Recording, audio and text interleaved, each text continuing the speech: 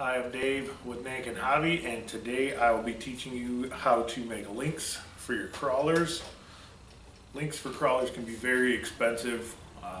There's a lot of high-end brands out there that make good quality links. This is not saying that the expensive stuff is not good. This is just if you're looking to upgrade your links, if you're willing to put in the time and effort, you can actually make your own links for fairly cheap using mostly items that you can get at Nankin Hobby. Alright, so with making these links, there's just a few items that you'll need that we carry here at Nankin Hobby. First off, you'll need a Dremel with a cutoff wheel. And then for this video, we're going to be using the K&S aluminum round tube. 83030 is the part number. Good old trusty WD-40.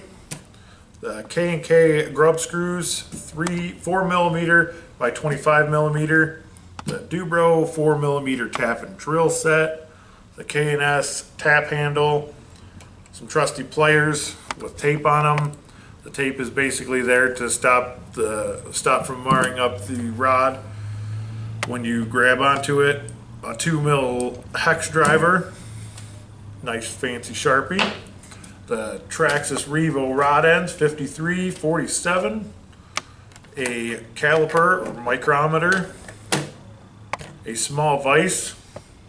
And then in this case we are using cardboard, but you can use sheet metal or wood or whatever. It doesn't necessarily have to be cardboard. Alright, so you're going to take your calipers or micrometer, micrometer, whatever you want to call it. Turn it on. We got a nice fancy digital one. In this case, we're going to make a link for the new 19 Wraith. So to simplify this, we're actually going to we're going to figure out the overall length from rod end to rod end. This is much easier if you have the link off of the vehicle, but for entertainment purposes, alright. We'll be doing it the hard way. Pretty much. The right way to build a link, the wrong way to measure. Right? So, alright, so overall length is 115 millimeters.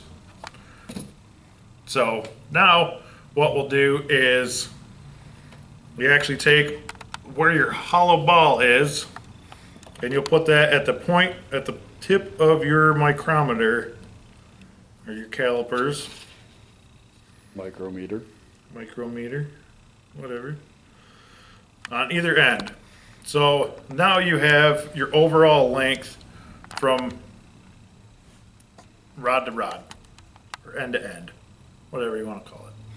So now you'll take your Sharpie, draw a magical line. Draw a magical line.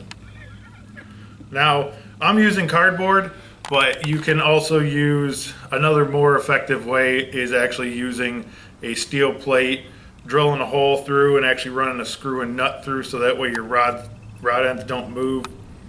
But you'll draw a line on either side.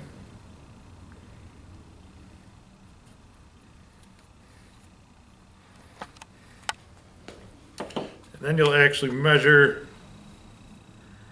from one line to the next, or you can even line it up with where your rod ends go.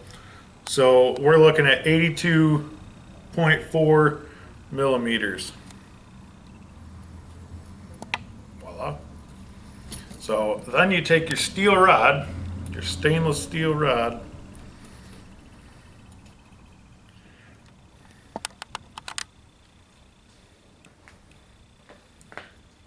now With this, since you're using the cutoff wheel, you're actually going to want to not cut exactly on the line, but you're going to want to make your mark at the point. So now we have the length of which we are cutting our stainless tube. And next we're going to cut the stainless steel, and we are going to use our Dremel with cutoff wheel. Now, when cutting and using any kind of power tools, it's always good to use safety equipment. It's best to use a vise to hold the rod, so that way you can cut this. Always make sure that you wear safety glasses so you don't have any accidents. But for the sake of entertainment, we're gonna wing it. So now that you got it cleaned up a little bit, you can take your time to really make it look good. The inside doesn't necessarily matter because we're going to be running a drill bit through there in a short bit. So now we are going to see if it lines up with the length that we need. It actually looks like it got cut a little bit long. So, Which is no big deal. You did that on purpose. yeah.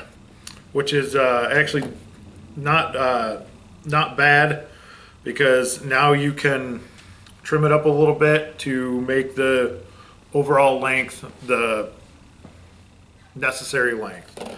So it's better to cut a little bit longer than it is to cut too short. So for the sake of this video, we are actually going to leave it as is. But if we were actually putting these on the truck, then yeah, we'd cut it down just a little bit. All right, so we got our rod cut. Now, now we can put it in the vise, clamp it down, change out our end on our Dremel. Good. Don't get greedy.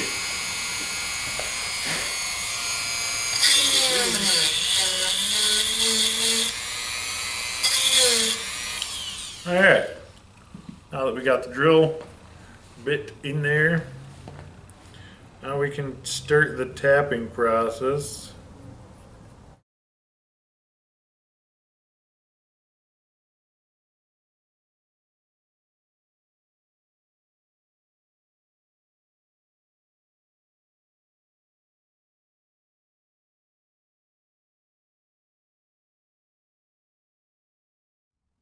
So now that we have our rub screws, we just put them into the rod ends.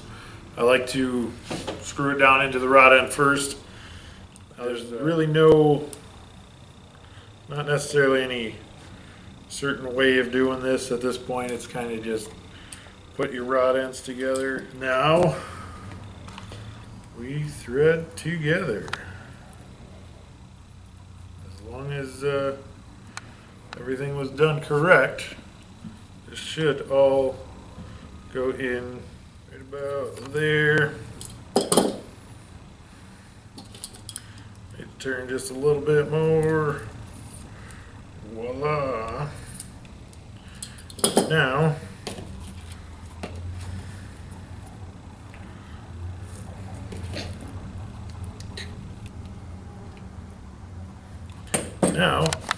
that is right on mark. We can take, actually hold it up to the rod, the length that we are going to replace, and that is the right length. Woohoo! Woohoo! One length down, more to go, but for this video we are only doing the one length. You can use other materials, such as stainless or Delrin rod. The stainless we have here, the aluminum that we used here. You can get creative. This is definitely a good way if you're doing a custom build. You need a longer wheelbase, shorter wheelbase, or just want to get creative. So there we go. Have a good one. Tiny truck on, people.